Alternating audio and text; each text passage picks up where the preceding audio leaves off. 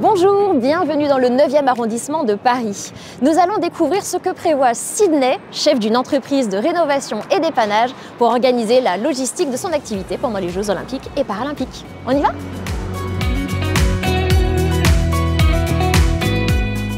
Bonjour. Bonjour Nathalie, je vous en prie. Merci. Alors faisons connaissance avec Eugène et Gustave. Combien de collaborateurs se cachent derrière les prénoms de ces deux ingénieurs ? Alors nous sommes 8 personnes, 2 personnes au bureau pour planifier et recevoir les clients et 6 personnes sur le terrain pour les chantiers et les interventions.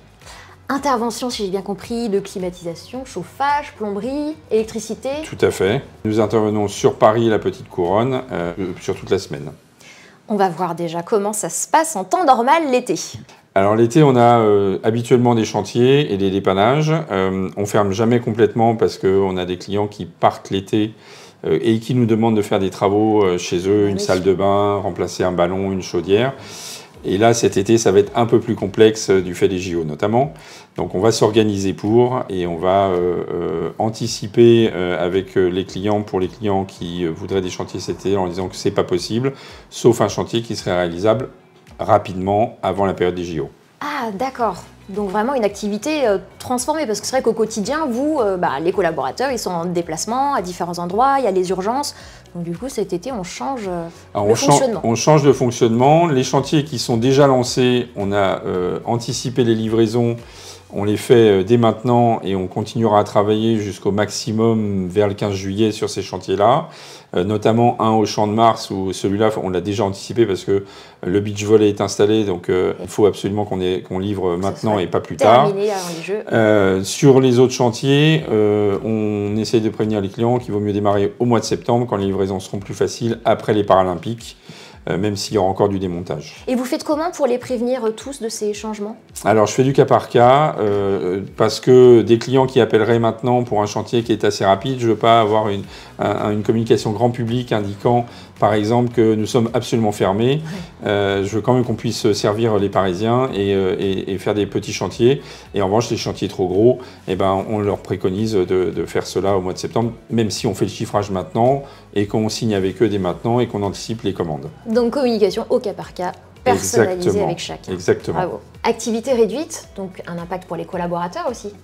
Oui, tout à fait. Alors, j'ai la particularité d'avoir une collaboratrice qui habite Vendôme et travaille à Vendôme, donc qui est habituellement en télétravail une semaine sur 2, et qui, là, cet été, pour la période JO, sera en télétravail permanent, pouvant prendre sur son ordinateur les appels téléphoniques, la planification, et échanger avec les techniciens sur Paris pour leur planifier les travaux.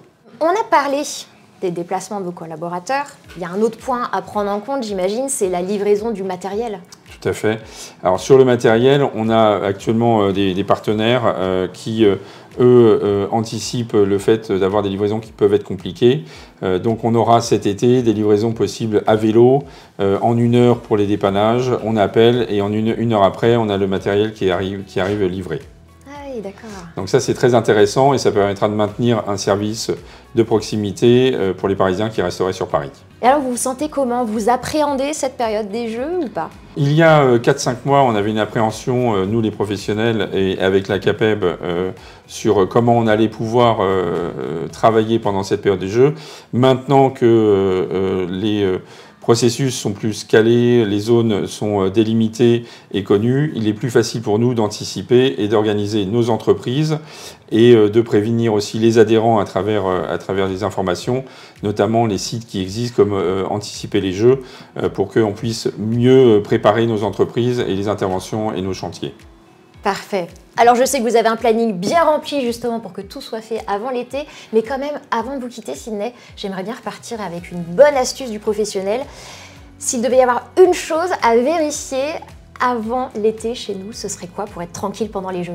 Alors, si vous deviez être tranquille pendant les Jeux, parce que l'activité pourrait être un peu difficile, vérifiez les joints, notamment dans les zones un peu cachées, sous les éviers, derrière les machines à laver, parce que c'est là qu'ont lieu les fuites, et ça vous permettrait d'être un peu plus tranquille et sereine pendant les Jeux.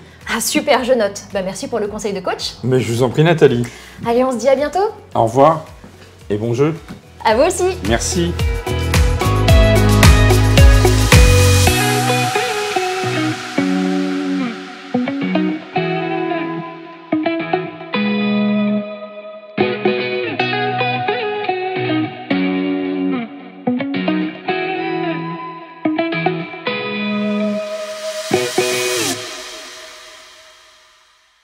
Ciao.